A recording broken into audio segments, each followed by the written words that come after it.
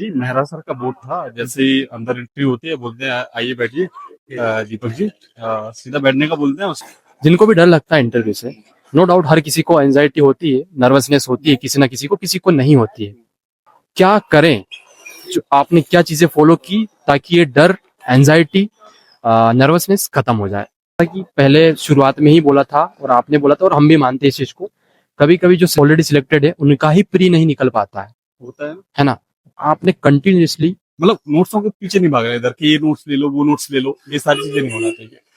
आपकी जॉब के बारे में पूछना चाहूंगा। आपने बताया सिक्योरिटी गार्ड में जॉब की, आपने कब की थी और उससे फिर आपको पीएससी में शिफ्ट होना पड़ा या फिर उस टाइम ही पीएससी की तैयारी चल रही थी? जो लोग भी प्रीलिम्स या मेंस की तैयारी कर रहे हैं वो एक बेहतर स्ट्रेटेजी के साथ तैयारी करें और स्वयं का मूल्यांकन करते रहें समय समय पे। ऐसा नहीं कि आपने कोई एग्जाम दे रहे हैं मान के।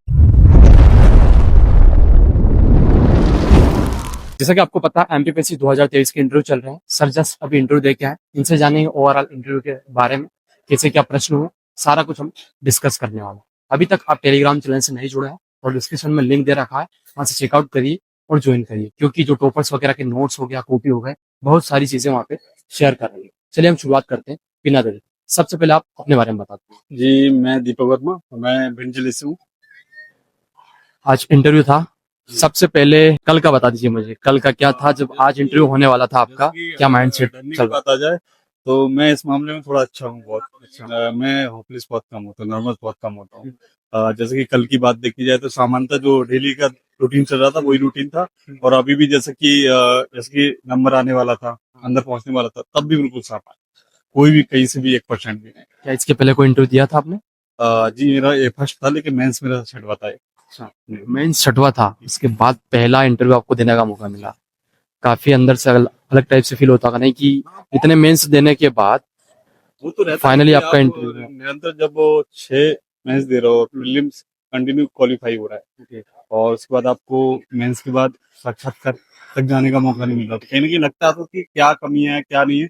परंतु अगर कोई व्यक्ति निरंतर प्रयास कर रहा है, क्योंकि प्रीलिम्स क्वालिफाई होना हर बार भी मामूली नहीं होता। कई लोग ऐसे हैं आज भी 5 6 7 7 8 8 बार प्रीलिम्स दे रहे हैं तब भी क्वालिफाई नहीं कर पाते।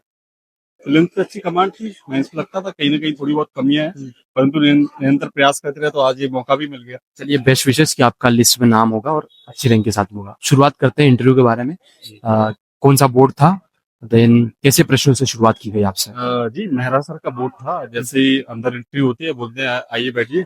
दीपक जी सीधा बैठने का बोलते हैं। उसके बाद बोलते हैं जैसे मैंने सिक्योरिटी गार्ड की जॉब की है, तो सीधा वहीं से प्रश्न आता है कि आपने जॉब की है। हमने कहा, जी सर। प्राइवेट? हमने कहा, जी सर। तो फिर पढ़ाई वगैरह कैसे की? तो वही हमने बताया सर, नाइट ड्यूटी करता था सामान्यतः और जो ब्रांच मैनेजर वगैरह थे काफी सपोर्टिव थे, तो मुझे काफी टाइम मिल जाता था और मुझे लगता था कि एक ऐसी जॉब थी जहाँ मानसिक प्रेशर काफी नहीं रहता और पढ़ाई के लिए मानसिक रूप से स्वस्थ होना बहुत जरूरी है। तो ये सारी चीजें थी। बस यहाँ प्रश्न हुआ, उसके बाद सीधा बोलते हैं कि आपने 2016 में ग्रेजुएशन कंप्लीट किया और उसके बाद आपने निरंतर अभी तक कोई पीजी वगैरह कुछ नहीं किया। तो मैंने बताया सर मैंने इस बार पीजी के लिए मतलब फॉर्म सबमिट किया है और पूछा सब्जेक्ट कौन सा है, तो पॉलिटिकल साइंस। पॉलिटिकल साइंस क्यों लिया?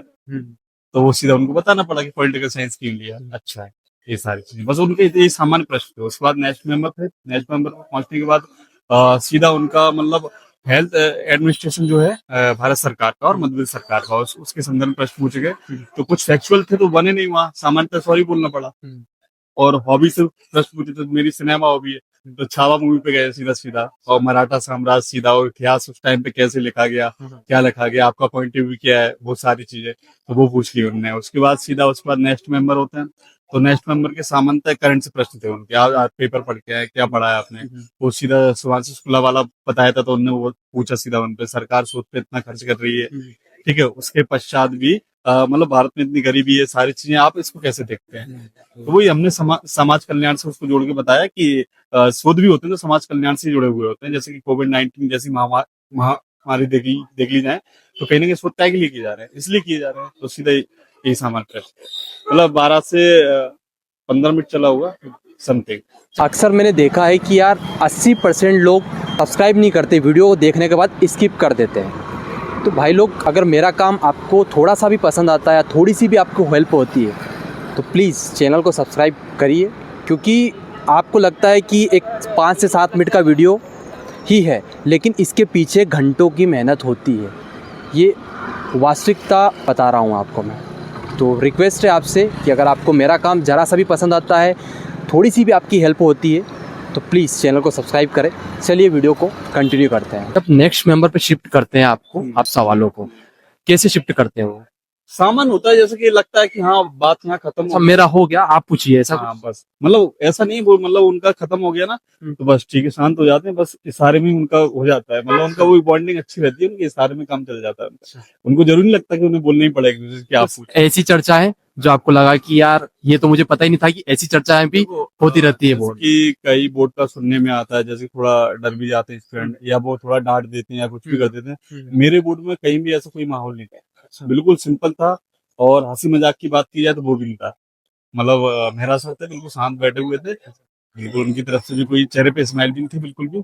और तो यहाँ भी शांति रहना था और गंभीर मतलब थोड़ा इतना गंभीरता भी नहीं दिखानी थी चेहरे पे कि बिल्कुल गंभीर हो जाओ और मतलब उस तरीके से, तो सामान्य चीजें थी बिल्कुल। प्रेशर डाला, ऐसा फील हुआ कि ग्रिल कर रहे हैं, घुमा रहे हैं क्वेश्चन को? नहीं नहीं बिल्कुल बिल्कुल सामान्य है, कहीं कोई और डरने वाली बात भी नहीं है। जैसे अगर प्रेशर डाल भी रहे ना तो मुझे लगता है वो आपको एक मौका दे रहे हैं, कैच करने के लिए एक मौका दे रहे हैं और आपको कैच करना चाहिए इससे। क्योंकि ये पॉजिटिव होता है सभी के लिए, क्योंकि आपको डराने की कोशिश कर रहे हैं और आप डरते हो कि नहीं डरते हो ये मायने रखता है। तो मुझे मेरे साथ ऐसा कुछ हुआ नहीं, अगर होता तो मैं पूरा कॉन्फिडेंस के साथ बात करता। जिनको भी डर लगता है इंटरव्यू से, नो डाउट हर किसी को एंजाइटी होती है, नर्वसनेस होती है, किसी ना किसी को नहीं होती है। क्या करें, जो आपने क्या चीजें फॉलो की ताकि ये डर, एंजाइटी, नर्वसनेस खत्म हो जाए? पहले तो इतना सोच के चलो, जैसे कि मैं बोलना चाहूंगा सभी फॉलो करते हैं, समझता कहीं ना कहीं चूक भी हो जाती है। जैसे गीता का जैसे कि निष्काम करना है, फल की कोई इच्छा नहीं करता, फिर भी थोड़ी बहुत इच्छा करनी चाहिए फल से।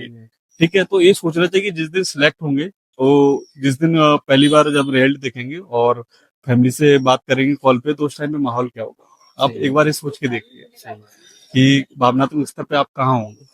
तो कहीं ना कहीं ये सारी चीजें आपको मजबूत करती हैं। साथ ही कुछ ऐसी चीजें रखी जैसे कोटेशन वगैरह हो या कोई ऐसे व्यक्ति हो जिनसे आप काफी प्रेरित हैं, जैसे कि रामधारी सिंह दिनकर की, जी की मैं 4 पंक्ति सुनाना चाहूंगा।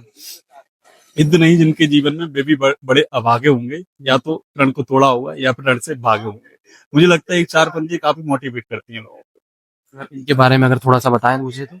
जैसे कि सर मैं बताना चाहूंगा, जैसे कि देखा जाए कई लोग ऐसे होते हैं जैसे कि डर है उनको, ठीक है, पीछे हटना चाहते हैं, तो वो 4 पंक्तियां आपको ये बता रही है कि आप एक विशेष व्यक्ति तो नहीं, सामान्य हो।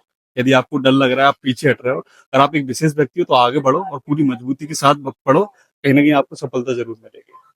बढ़िया। अब थोड़ा सा कुछ मेंस और प्री के बारे में बात कर लेते हैं। आपने लगातार कितने 6 मेंस दिए हैं? नहीं, मेंस मेरे टोटल 6 हो गए, साक्षात्कार 6 हो गए, है ना? 6 प्री क्वालिफाई आपके, है ना? क्वालिफाई। और 6 मेंस दिए हैं आपने, जिसमें से आपको एक साक्षात्कार देने का मौका मिला। कि पहले शुरुआत में ही बोला था और आपने बोला था और हम भी मानते हैं इस चीज को, कभी कभी जो ऑलरेडी सिलेक्टेड है उनका ही प्री नहीं निकल पाता होता है ना? आपने कंटिन्यूसली जैसे कई लोग 24-25 में निकले, लेकिन मेरा 25 का भी मेंस है।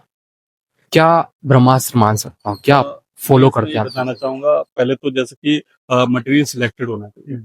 कई स्टूडेंट क्या करते हैं, इधर भटकाव होता है उधर भटकाव होता है, मटेरियल सिलेक्टेड, और उसमें भी आपको अलग से कुछ रिसर्च करना है। गूगल है, इंटरनेट है, चैट जीपीटी है, सब कुछ अवेलेबल है, आप वहां से डेटा सिलेक्ट कर सकते हैं। मतलब नोट्सों के पीछे नहीं भाग रहे इधर कि ये नोट्स ले लो वो नोट्स ले लो, ये सारी चीजें नहीं होना चाहिए।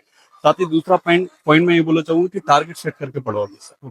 कभी ऐसा नहीं हो कि 2 महीने का टाइम है तो आप आराम से लगे हो, प्रत्येक यूनिट का एक टारगेट फिक्स करो। आप अगर मान के चलो 2 दिन के लिए कोई यूनिट फिक्स किया तो 2 दिन में उसको फिनिश करना है, कैसे भी करो। तीसरा जैसे कि एमपीपीएस के जो पैटर्न है प्रीलिम्स का, एक्चुअल भी क्वेश्चन होते हैं, कॉन्सेप्टिव 15 से 20% क्वेश्चन होते हैं।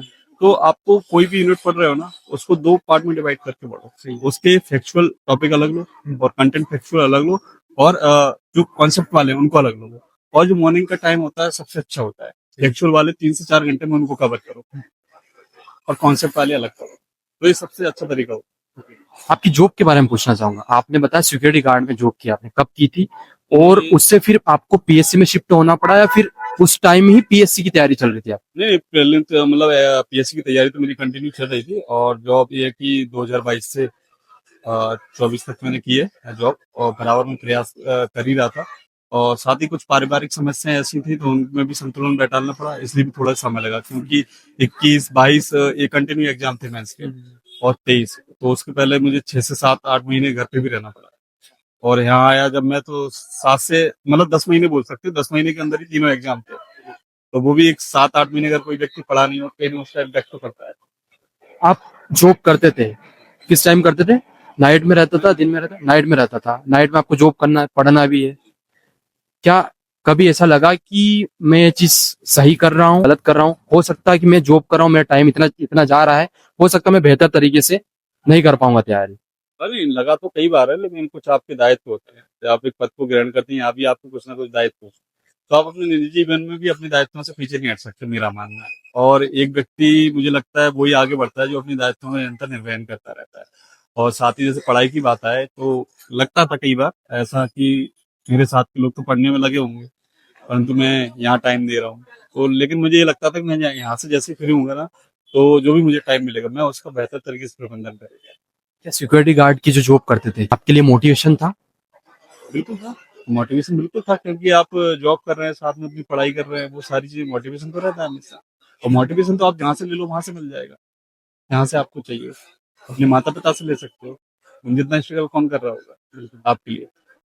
उस दौरान ऐसा लगा कि मुझे दोनों में से एक चीज को छोड़ छोड़ सकता हूँ, या फिर ऐसा कुछ पड़ाव आया जी जब पीछे हटने का मौका मिला कि नहीं अब हट जाना चाहिए, अब नहीं हो पाया? ये लगा तो कई बार ऐसा, जैसे कि 23 का ही रिजल्ट देखा जाए तो इसके रिजल्ट के पहले ऐसा भी था कि सिक्योरिटी गार्ड की जॉब तो एक तरीके से सीढ़ी के तौर पे देखी थी मैंने, मंजिल के तौर पे।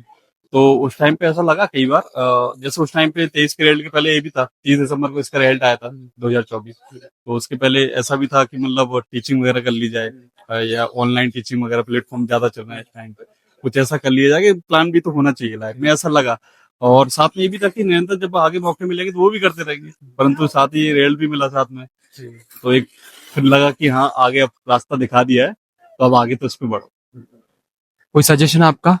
जैसे कि सजेशन मेरा यही है, जो लोग भी प्रीलिम्स या मेंस की तैयारी कर रहे हैं, वो एक बेहतर स्ट्रेटेजी के साथ तैयारी करें और स्वयं का मूल्यांकन करते रहें समय समय पे। ऐसा नहीं कि आपने कोई एग्जाम दे रहे हैं, मान के चलो प्रीलिम्स का एग्जाम 2 महीने का टाइम है आपके पास, तो कोशिश करो कि उस टाइम पे आप प्रत्येक दिन अपना मूल्यांकन कर पाए। सबसे बड़ी चीज आप एकदम क्वालिफाई कर दें कोई सा भी एग्जाम। चलिए, थैंक यू सो मच और बेस्ट विशेष। उम्मीद है कि और हमारी शुभकामना कि आपका सिलेक्शन हो और अच्छी रैंक के साथ हो, क्योंकि आपका संघर्ष मुझे दिख रहा है कि कहीं ना कहीं लगातार इतने मेंस देना और फिर पहली बार आपका इंटरव्यू को देने का मौका मिला तो झलकता है। और आपने वो डेडिकेशन भी है कि कैसे आपने इन चीज़ों को यहाँ तक आगे तक बेहतर किया। सजेशन हो, सुझाव हो तो वो भी कमेंट करके जरूर बताएं। हम कोशिश करेंगे जो भी नेक्स्ट इंटरव्यू लेने वाले हैं उसमें कवर करने। और अभी तक टेलीग्राम चैनल से नहीं जुड़े तो डिस्क्रिप्शन में लिंक दे रखा है, वहां से ज्वाइन कर लीजिए, क्योंकि टॉपर्स जो रिसेंटली सिलेक्टेड है उनके टॉपर्स की कॉपी हो गया, नोट्स हो गए, तो वहां पे डाल रखे हैं। चलिए मिलते हैं अगले इंटरव्यू, तब तक के लिए धन्यवाद।